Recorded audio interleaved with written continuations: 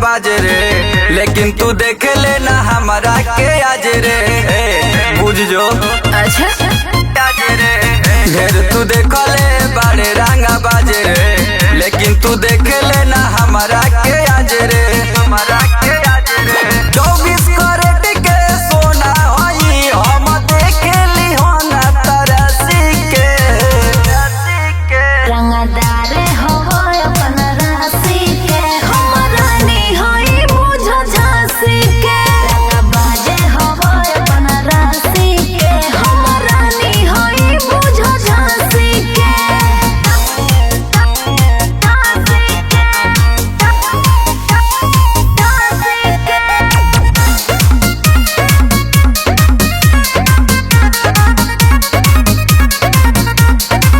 चलते रहिया रोकी ना कोई, लिखलो ना नाम सालावार पर।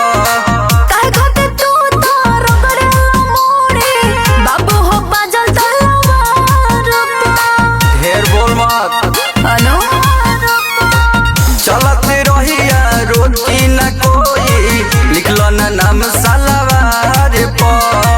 काहे खातिर तू तार करेला मोरे, बाजल तू तलवार पर। जिला के रंगदार होई हम होई ना पंडा काशी के।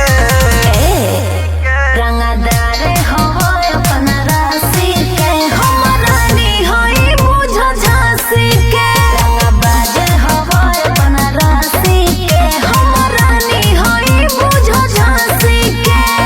रानी होई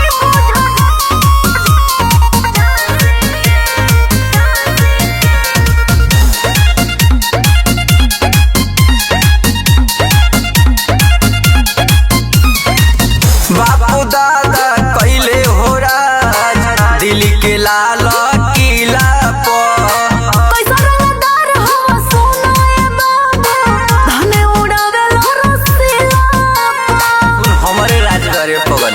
अच्छा बापू दादा कैले हो राज, दिल्ली के लाल किला पर।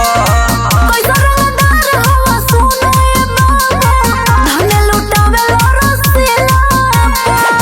बीमल पे दर्द अजीत, चीज ना छुए बासी के।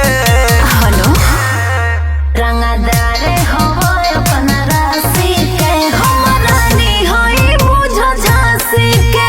रंगबाजे हो अपन राशि के, हम रानी होई बुझ झांसी के।